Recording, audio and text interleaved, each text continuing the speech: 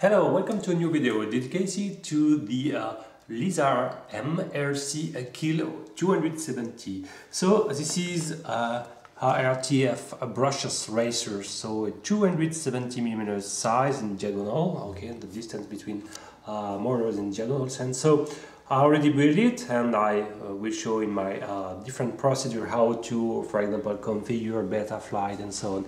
But this video is dedicated to my final thought about this model, the pro and con, of course. So first of all, this is a very beautiful design, okay, with this kind of plastic covering the both the upper carbon elements.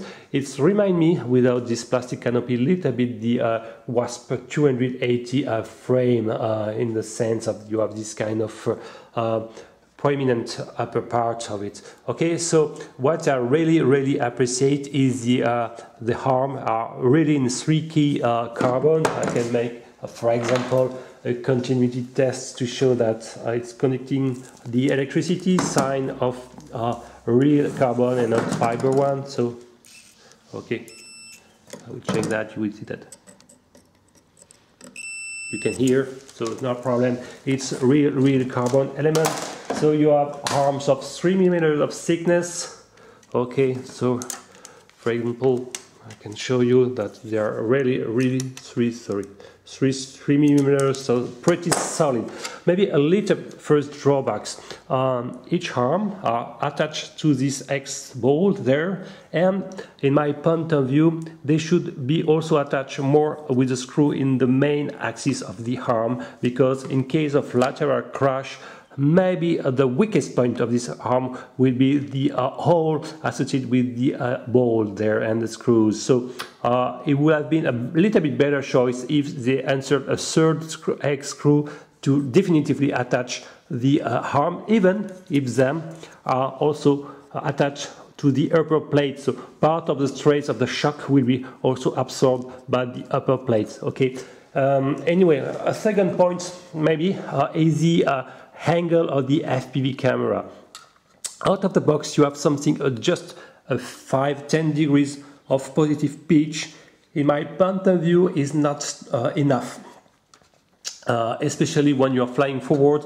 The field of view of the FPV camera is 120 degrees, so if you are flying very fast aggressively, this angle is not strong enough, not large enough to be compatible with high speed. Okay.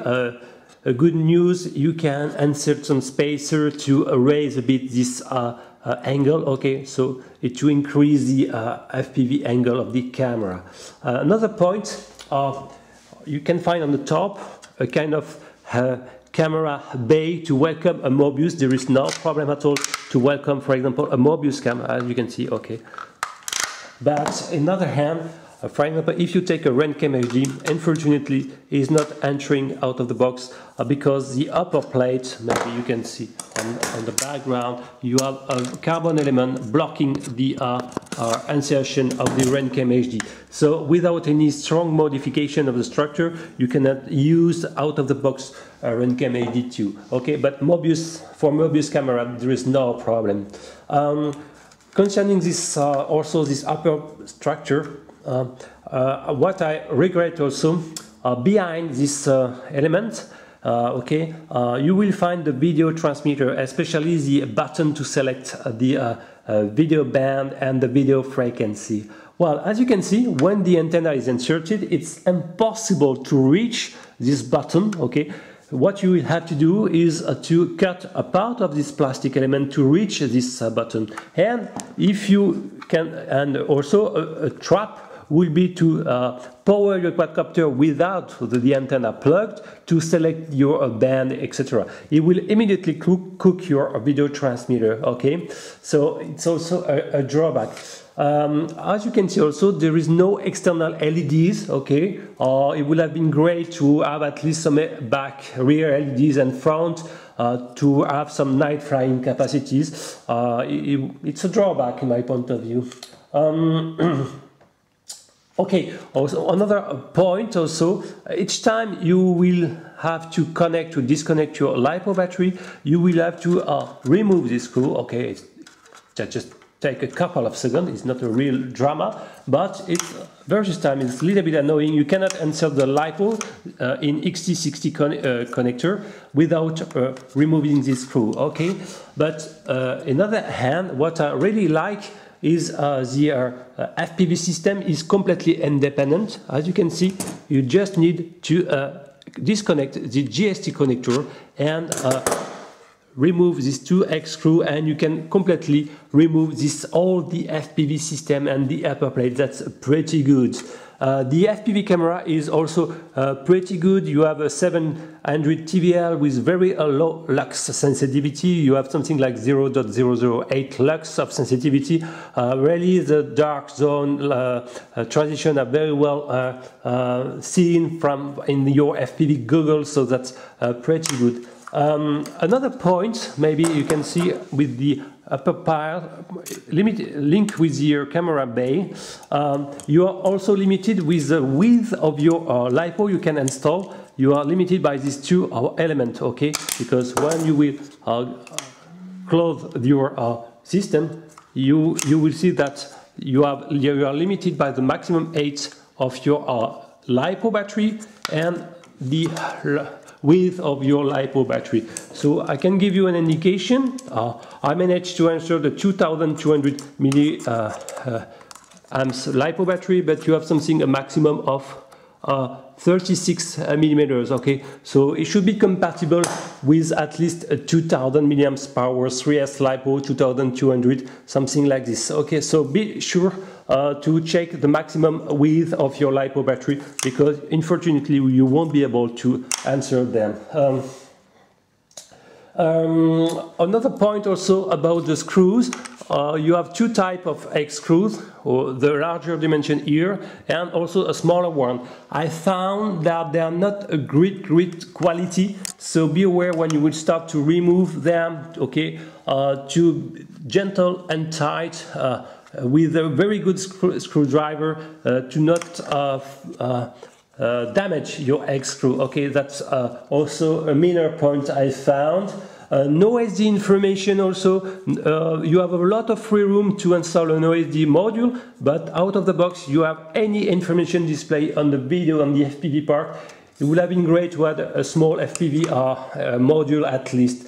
But really what I like in this is a very strong structure. You know, you can feel that it's very pretty solid, and the ESC announced to be 12 ampere with the maximum 15 in peak, okay, during 7 seconds, but they are also compatible in 4S voltage. They are flash with the very last revision of the BLLE firmware. That's pretty good. Also the video transmitter, maybe you can guess behind this element here, okay, strap with the zip tie there. It's a 600 milliwatts video transmitter, full band, so 40 channel available. So it means that you have the raised band available. That's pretty good. And as I say, you will have to probably cut a little bit the upper plastic to access in the same time to the button selecting the band if you long press on it, and if you gently press on it you are selecting the frequencies. The default frequency is F1, okay, so you have to know. And really what I like, well, you have a CC3D board. It could be an ACE1 or maybe now F3 compatible more with a faster processor. But anyway, you have a CC3D board as you can see here. So you have the micro USB button, the receiver port, and in the other side, of course, but more hidden by the cable, you have the main port and the flexi port also. So if you are planning to install a PWM receiver, just use the basic receiver port.